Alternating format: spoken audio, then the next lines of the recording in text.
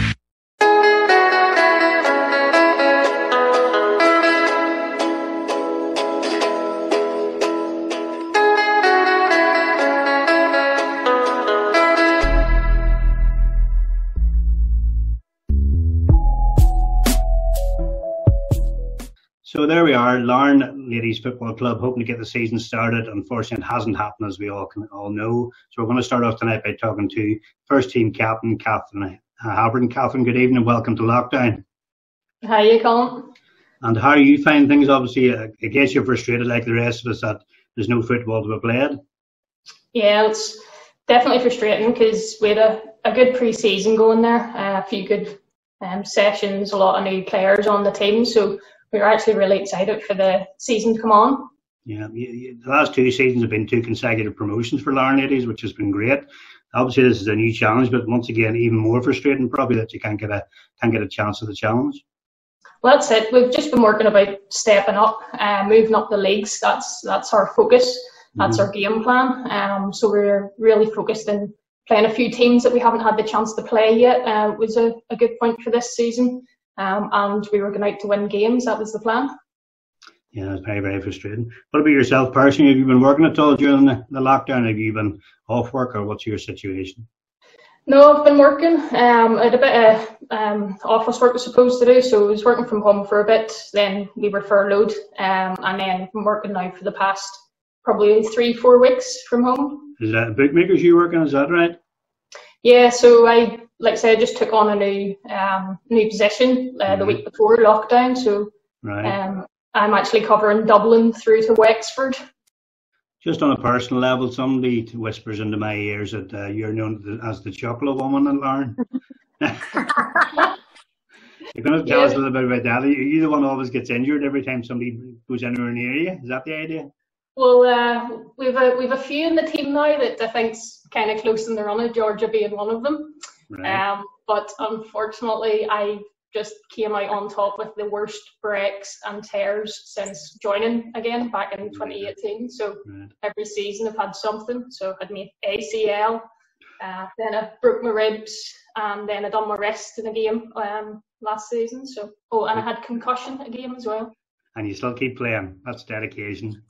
Well, it was only against one team, all three. It was Carnmoney, so we'll not be playing them again. Oh, that's all right. I will blame Carnmoney on that one. I've seen a wee picture of you holding a big Galaxy bar with Lewis McAdam, an old media friend, in the background as well. So obviously you get an award for being chocolate woman then. It went missing that night though, so there was a few teeth sunk into it. I would say so. Okay, I'm going to go over now to Georgia Crawford. Georgia, how are you this evening?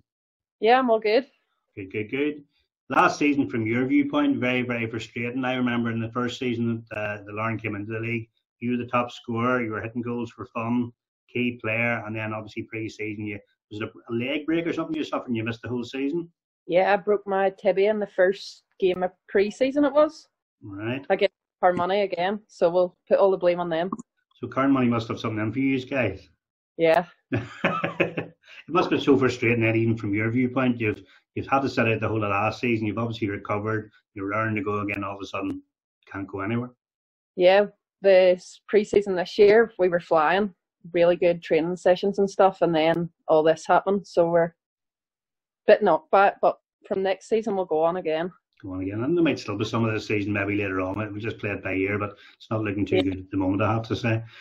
In terms of things off the pitch that the club have been doing, I know they've been doing a little bit of like food delivery within the community and so forth. Can you tell us a little bit about that at all?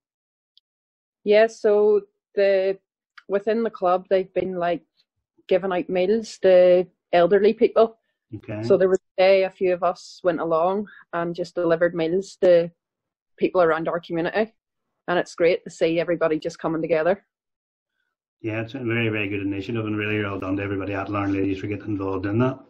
Now, in the same way as I just give out some stick there to Catherine about being a chocolate woman, I've also been told in my ears, now this is not my words, I have to say, somebody tells me that you're the laziest player in the team.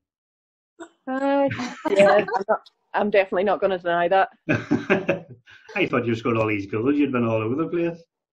Well, if it wasn't for my left foot, I don't know how I'd cope. So you're not denying it anyway? No, I'm not going to deny it. All right. One other concept you've been involved a little bit of seeing in, it was also this buy your boots thing. Tell us a little bit about that one. So it was a thing Gavin Clements had started, and it just went viral, I think.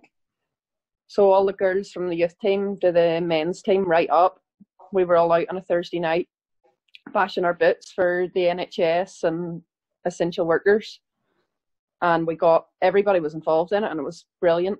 Really, really good. It was a wee bit different from the usual clap for carers, bashing your boots. Yeah, definitely, yeah.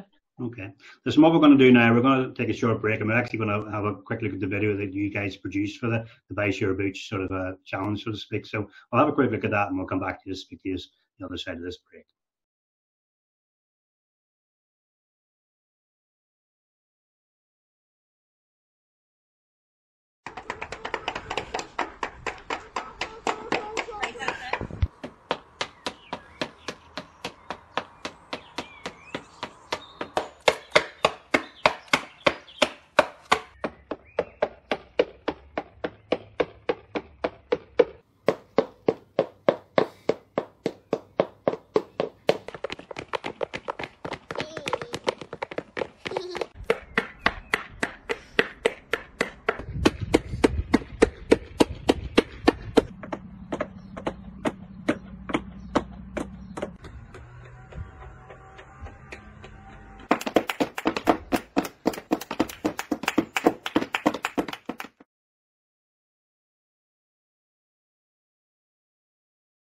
So we're joined now by Paula Mitchell, also from Larne Ladies. Paula, welcome to Lockdown. How are you this evening? Paula.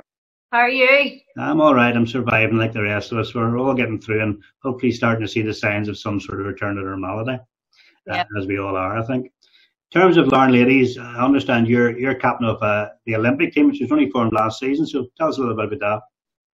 Yeah, we started the Olympic team last season because whenever we first started, I mean, we couldn't have put a full team on. And now much interest with the, getting the backing from the club. We have girls coming up through the under-16s, and we've got so many younger girls now that we put on a second team. So it's been really, really, really good. We had quite a positive season last year.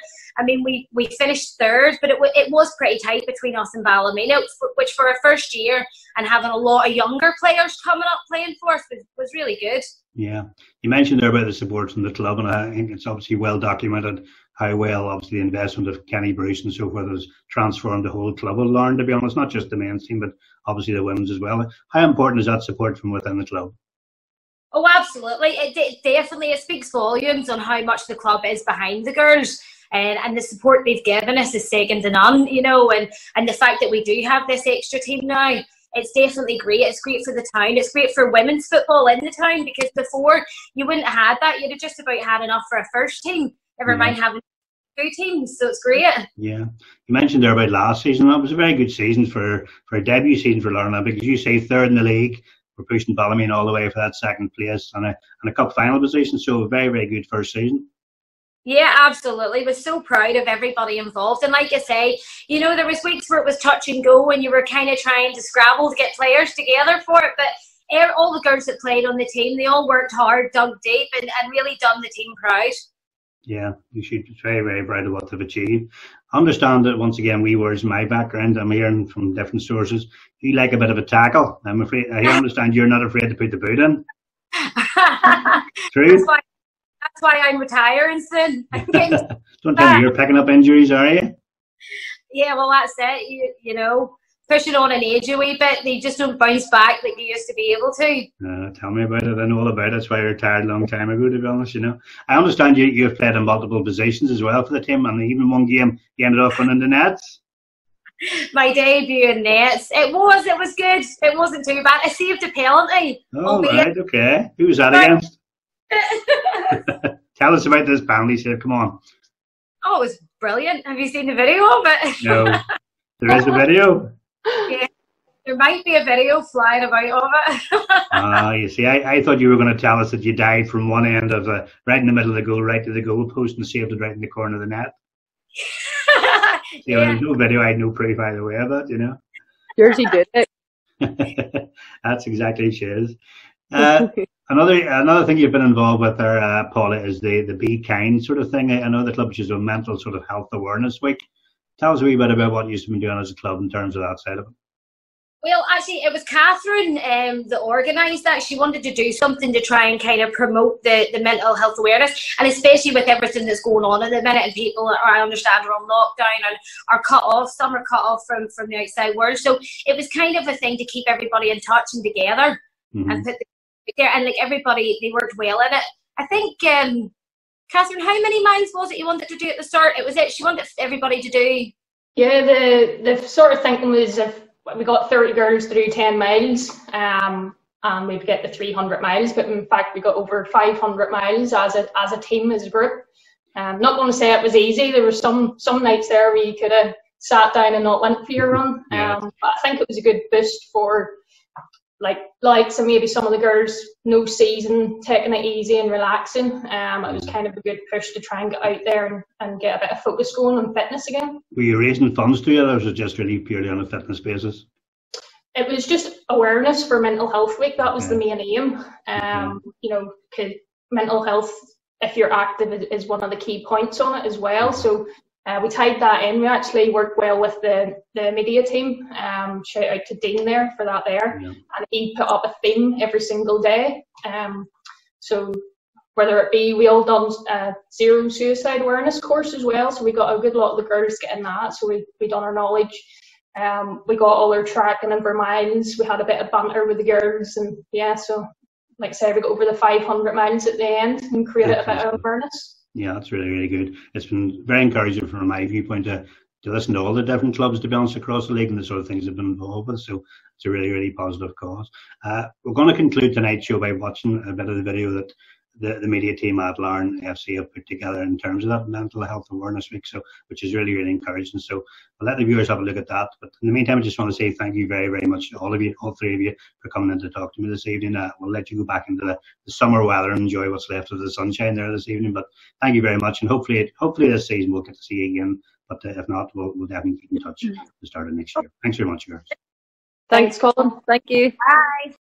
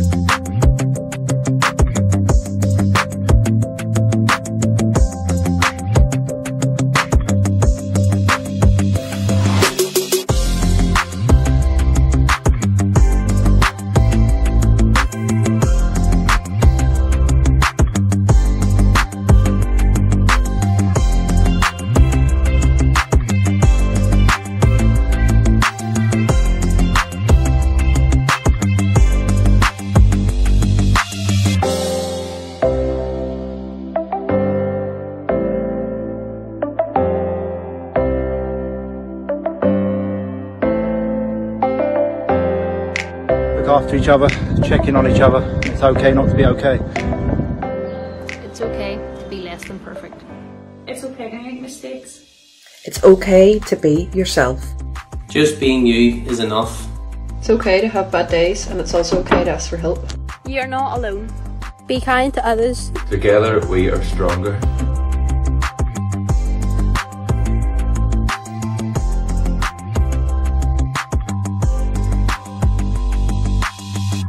In a world where you can be anything, be kind.